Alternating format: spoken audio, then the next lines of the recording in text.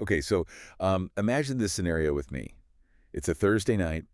You are just physically and emotionally exhausted. I think I know where this is going. Right. Because for the last 90 days, you've been living inside. It basically feels like a museum exhibit. The dreaded don't touch anything phase. Exactly. You've scrubbed baseboards you didn't even know you had. You've staged the living room pillows just like the photos on Instagram.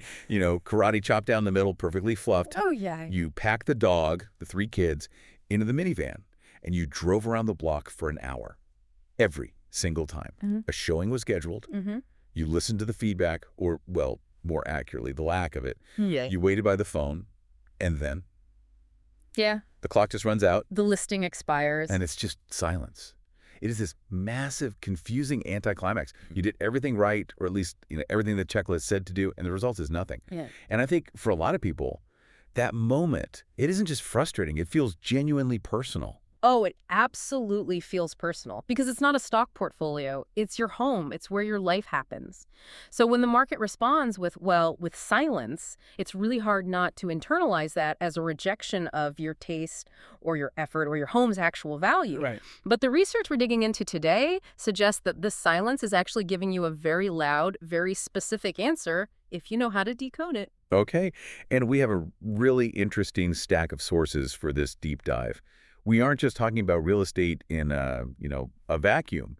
We are focusing on a very specific data set coming out of the Mid-Cities area in Tarrant County, specifically Bedford, Euless, and Hurst. Which is, I think, a great petri dish for this conversation. So why is that context so important? Why these 3 towns? Why not, say, downtown Dallas or somewhere more rural? Because real estate is so hyper-local, and the mid-cities, they really represent the practical suburban heart of the metroplex. These aren't speculative luxury markets where people are buying, second vacation homes. These are primary residences. Exactly. The buyers here are looking for utility, for safety, schools, and value.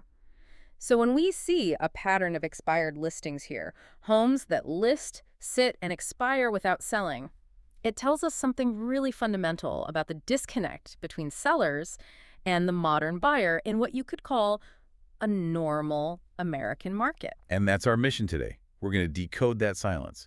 We're going to figure out why the market ghosts perfectly good homes. Yeah.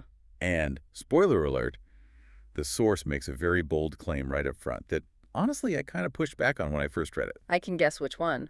It says, most expired listings are not bad homes. I know, it sounds so counterintuitive, doesn't it? It does, because the logical part of my brain just goes, well, if it was a good home, someone would have bought it.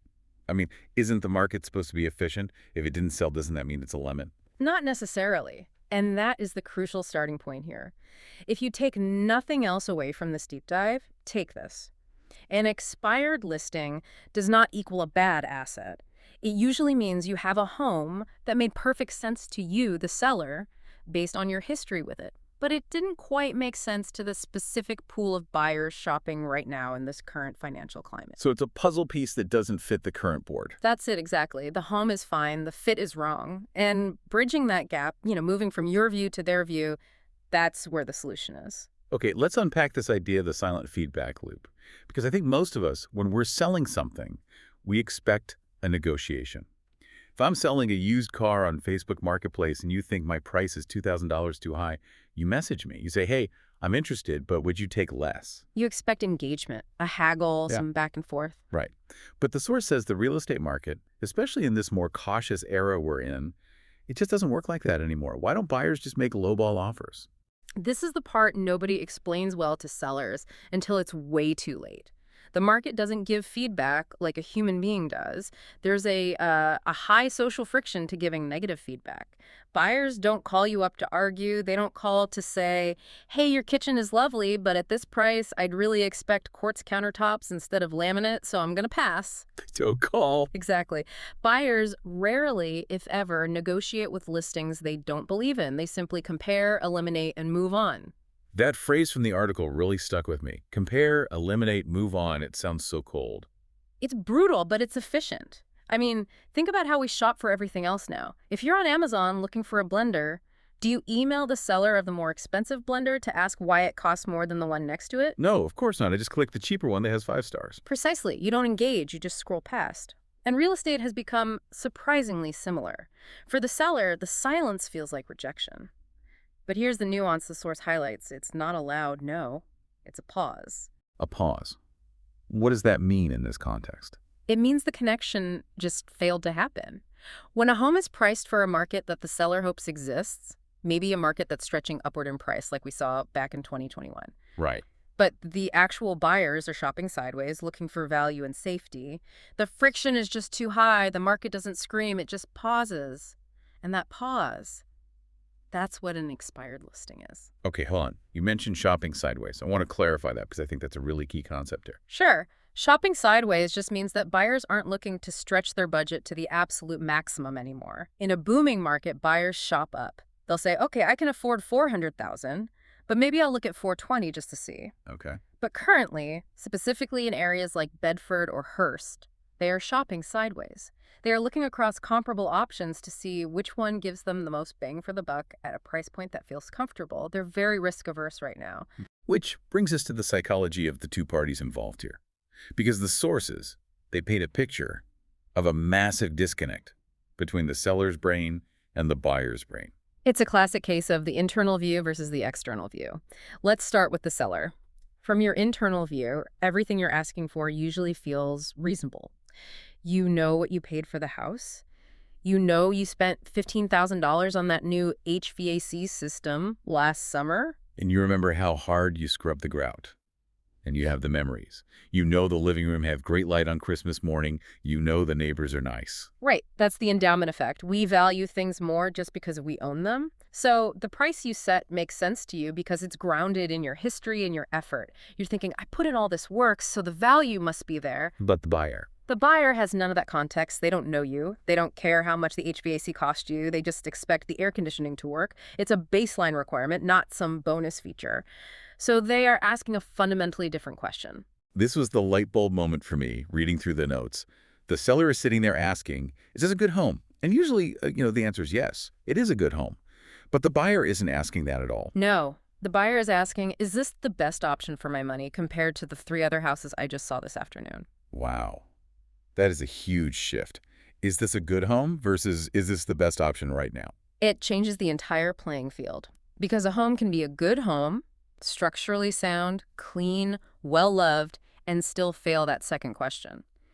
If there are 3 other homes in Bedford or Hurst that offer slightly more square footage or a slightly more modern layout, for the same monthly payment, your good home gets eliminated. It's almost like, okay, imagine you're at the grocery store. You pick up a box of cereal. It's a perfectly good box of cereal. But right next to it is another box that's 20% bigger and costs $1 less. You don't think the first box is bad? You just don't buy it. You just don't buy it. That's a perfect analogy. And in this mid-cities market specifically, the source notes that buyers have become incredibly comparison-driven. They are essentially walking around with a mental spreadsheet. Let's get into that mental spreadsheet. The source explicitly mentions the psychology of the mid-cities buyer. So what is going on in Bedford, Euless, and Hurst right now? What is the mood on the street? The mood is cautious. These buyers are described in the source as being very payment aware. Payment aware. I like that term. It sounds responsible, but also a little anxious. It is a little anxious, and for good reason. You have Yeah. to remember the mathematical context these buyers are living in. I mean, interest rates are not what they were 3 or 4 years ago. Insurance costs here in Texas have gone up significantly. Property taxes are up. So the monthly cost is just much heavier. It is. The monthly carry cost of a house is significantly higher. So a $400,000 house today hits the wallet much harder than a $400,000 house did in 2021. Drastically harder. And that means buyers aren't throwing caution to the wind. They are sharper. They are quicker to walk away. They are looking for a sure thing. They are, frankly, terrified of making a mistake. And the source makes a point that they aren't looking for projects. I thought people loved fixer-uppers, HGTV and all that. In a low interest rate environment, sure, people feel rich. They say, oh, we can fix that kitchen later. But when the monthly payment is already stretching them to the limit, they just don't have the cash flow for renovations. They want a solution, not a problem. If a listing requires them to use their imagination, just imagine how good this would look with new carpet. They check out. They check out. They don't want to imagine it. They want to see it, and they want it to make financial sense immediately. Right. And this brings us back to the competition. Sellers often think their competition is their neighbor, let's call him Bob, who sold his house for a record price last year. Well, Bob got 450, so I should get 450. The Bob benchmark. I feel like every neighborhood has a Bob. Every neighborhood has a Bob, and Bob is the worst thing for a seller's mindset because Bob isn't on the market right now. Bob is gone. He sold in a completely different microeconomy. Your competition is what buyers can choose instead of you this weekend. So you're not competing with history, you're competing with the active inventory. Exactly. If buyers are looking at your home in use, they are likely also looking at 5 other homes in the HEB area.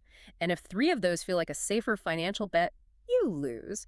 You lose not because your home is bad, but because it wasn't the safest choice for their wallet compared to the other options available that day. Here is where it gets really interesting, and honestly a little scary for a seller who is sitting on the market. The source talks about the danger of the story, because when a house sits for a while, people don't just ignore it. They start to invent reasons why it's still there. Humans are narrative creatures. We just hate unexplained gaps. If a house sits on the market for 30, 60, 90 days, we don't assume, oh, the market is just inefficient. We assume there's a reason. A secret reason. A dark hidden flaw somewhere. Exactly. A story starts forming in the buyer's head. They see 90 days on market, and they think, well, if it was priced right, someone would have bought it by now. Or, I bet the foundation is cracked. I bet it smells weird. I bet the neighbors are nightmares. Even if none of that is true. Even if the house is pristine, this is what economists call the lemons problem. In the absence of information, buyers assume the worst to protect themselves from buying a lemon. And the source calls this thought unfair but powerful. And once that story takes hold, once the stigma of being an old listing attaches itself, even a really good house becomes significantly harder to sell. It's like the house gets a reputation for being unlovable, like the kid picked last in gym class or something. Yes. The silence mutates. At first, the silence is just a lack of offers, but eventually that silence mutates into a warning sign. Buyers look at the days on market counter and it acts like yellow caution tape. It screams, proceed with caution. Which is so frustrating for the seller because nothing about the house has changed. It's the same house it was on day one. But the context has changed. The perception has changed. And that is why the source emphasizes that when you hit this point, when you've expired, you cannot just keep doing the same thing. You can't just renew the listing with the same photos and price and hope for a different result. Okay, so let's pivot to the solution then. We've got this expired listing. We're feeling frustrated. We feel like the market is ghosting us. The source says we need to move from failure to data. This is the mindset shift. You have to stop treating the expiration as a personal rejection and start treating it as a data point. The market has given you data. Yes, it's negative data, it's a no, but it's highly valuable information. But usually when people get that no, they ask the wrong questions. The source lists a few of them. Should I relist right away? Should I wait for spring? Should I fire my agent? Why are those the wrong questions to be asking? Because they're all procedural questions, not analytical ones. They are about action, not understanding. If you just relist the home without changing anything, same price, same photo, same strategy, because you're thinking maybe the right buyer just didn't see it, you are falling into a trap. The definition of insanity, right? The source puts it perfectly. Same home, same logic, same result. If the market rejected the value proposition the first time, it will almost certainly reject it again unless you change the value proposition. So what is the right question? If we're not asking, should I relist, what should we be asking? The pivotal question the source offers is this. What were buyers comparing your home to, and why did those homes feel like the safer choice? Ooh, that requires some homework. You have to actually go look at the winners. It requires you to stop looking at your own house and start looking at the homes in Bedford, Euless, or Hurst that did go under contract while yours was just sitting there. Look at the ones that stole your buyers. Exactly. And don't look at them with bitterness. Look at them like a detective. Pull up the photos. Did they have a more updated kitchen? Was their price $10,000 lower? Did they offer to buy down the interest rate for the buyer? And you can't say, well, my house is better because I love it. Right. You have to strip away the emotion. You have to look at it through that payment-aware buyer's eyes. Why did that other home feel safer? Maybe realize, oh, wow, every house that sold had neutral gray paint and mine is still beige.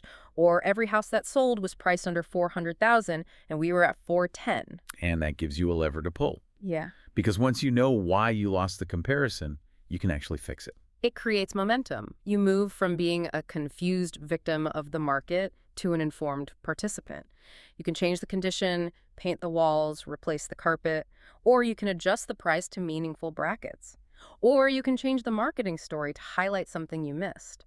But you are basing those changes on reality, not just on a guess. It's empowering, actually. It takes the mystery out of it. It stops being about luck and starts being about strategy. It completely demystifies the process. An expired listing feels like a dead end, but when you reframe it like this, it's just a detour that gave you a map. I love that. A detour that gave you a map. So for anyone listening who is staring at an expired listing right now, or maybe worrying their listing is about to expire, let's recap the big takeaways. I think the main takeaway is this. An expired listing is not the market saying no forever. It is not a permanent judgment on your home or on your worth. It's a not yet. And not like this.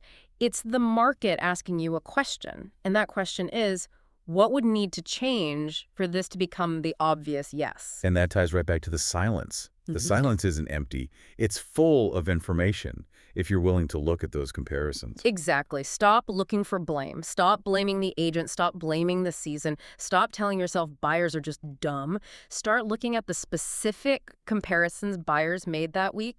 That is the most honest feedback you will ever get. And you know, what's really provocative to me about this whole discussion is the idea that the pause, that excruciating waiting period, is actually a form of protection for the buyer. How so? Well, the buyer's trying to protect their future. They are payment aware. They're scared. They aren't rejecting your house to be mean. They're rejecting it to feel safe. And if you can figure out how to make your house feel like the safe choice, the choice that makes sense on paper and in the wallet, then the silence breaks. That's a beautiful way to put it. You have to bridge the gap between your emotional value and their financial safety. Right. Once you build that bridge, the house sells. It really shifts the focus from selling to solving. You're solving the buyer's problem of finding a safe, valuable home in the mid-cities. And in a market like this where people are practical and cautious, solving that problem is really the only way to win. So if you're sitting there with a house that didn't sell, just take a breath. It's not a bad house. It just didn't win the comparison game yet. Go find out who did and figure out why. That's the work. And it's worth doing. Absolutely. Well, that's all the time we have for this deep dive. Hopefully the silence feels a little less heavy now. And a little more like data. Thanks for listening, everyone. We'll get you on the next one.